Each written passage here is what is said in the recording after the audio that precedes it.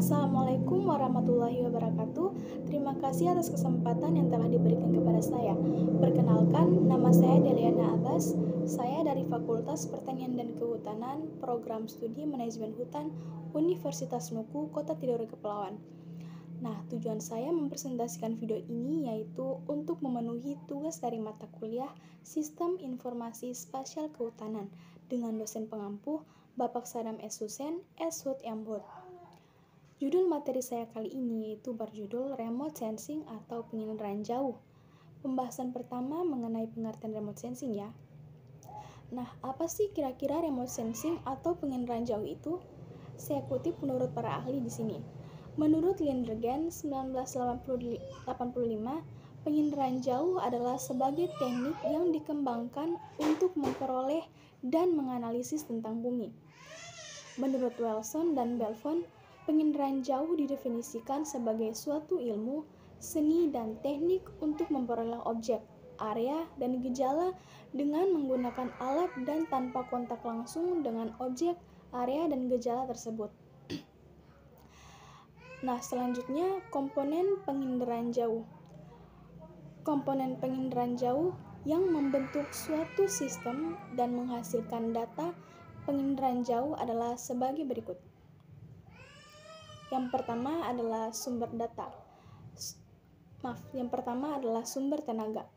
Sumber tenaga yang digunakan dalam penginderaan jauh adalah tenaga elektromagnetik yang berasal dari cahaya matahari dan cahaya buatan. Berdasarkan sumber tenaga yang digunakan, sistem penginderaan jauh dibedakan sebagai berikut. Yang pertama, sistem pasif. Sistem pasif adalah sistem yang menggunakan sumber tenaga dari sinar matahari. Nah, kedua, sistem aktif. Sistem aktif adalah sistem yang menggunakan tenaga buatan seperti gelombang mikro dan lampu blitz kamera. Jumlah tenaga yang diterima oleh objek di setiap tempat berbeda-beda. Hal ini dipengaruhi oleh beberapa faktor, antara lain 1. Waktu penyinaran, 2. Bentuk permukaan, dan yang ketiga adalah keadaan cuaca.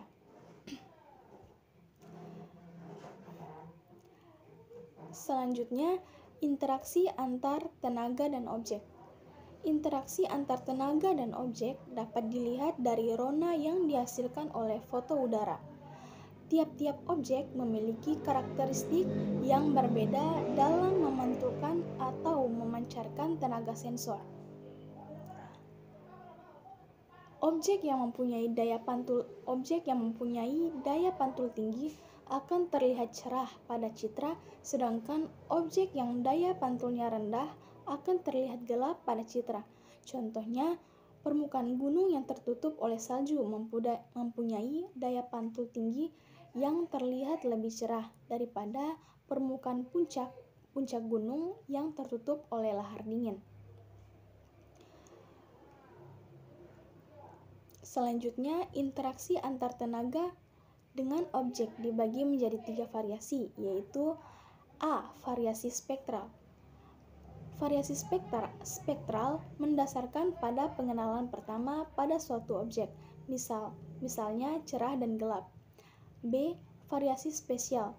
Variasi spesial mendasarkan pada perbedaan pola keruangannya seperti bentuk, ukuran tinggi, dan panjang. Kemudian C. Variasi temporal mendasarkan pada perbedaan waktu, perekaman, dan umur objek. Kemudian citra atau keluaran. Citra adalah gambaran objek yang tampak pada cermin melalui lensa kamera atau tampak langsung pada hasil cetakan. Benda yang tergambar pada citra dapat dikenali dari ciri yang terekam pada sensor, yaitu ciri spasial, temporal, dan spektral. Selanjutnya adalah wahana. Wahana adalah kendaraan atau media yang digunakan untuk membawa sensor guna mendapatkan penginderaan jauh.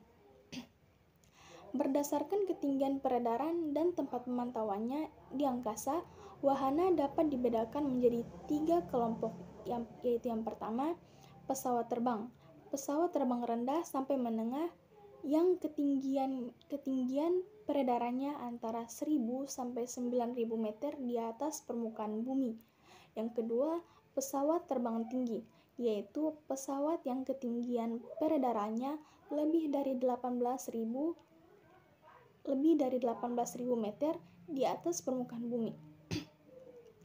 Dan yang ketiga, satelit, wahana yang peredarannya antara 400 km sampai 900 km di luar atmosfer bumi.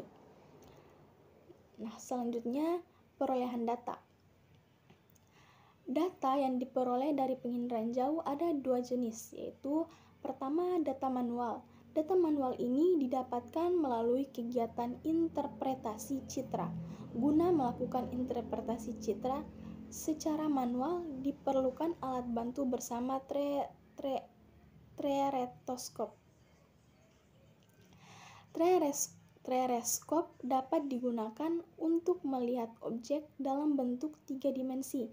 Data numerik digital diperoleh melalui penggunaan software khusus penginderaan jauh yang diterapkan pada komputer. Nah, kemudian penggunaan data. Penggunaan data adalah perorangan atau instansi yang berkepentingan memanfaatkan citra penginderaan jauh. Penggunaan data umumnya menggunakan citra penginderaan jauh sebagai alat bantu analisis keruangan dan pengambilan keputusan. Nah, selanjutnya peran penginderaan jauh dalam perencanaan pembangunan. Manfaat penginderaan jauh secara umum. Tujuan utama dari penginderaan jauh adalah untuk mengumpulkan data sumber daya alam dan lingkungan. Penginderaan jauh makin banyak dimanfaatkan karena berbagai macam alasan sebagai berikut. Pertama, cara dapat dibuat secara cepat meskipun pada daerah yang sulit ditempuh melalui daratan, contohnya hutan, rawa, dan pegunungan. Kedua, citra menggambarkan objek di permukaan bumi dengan wujud dan letak objek mirip dengan sebenarnya, gambar relatif lengkap, liputan daerah yang luas, dan sifat gambar yang permanen. Dan yang ketiga, citra tertentu dapat memberikan gambar 3 dimensi jika dilihat dengan menggunakan stereoskop. Dan yang keempat, citra dapat menggambarkan benda yang tidak tampak sehingga dimungkinkan pengenalan objeknya. Baik, nah itu saja presentasi saya kali ini mengenai remote sensing.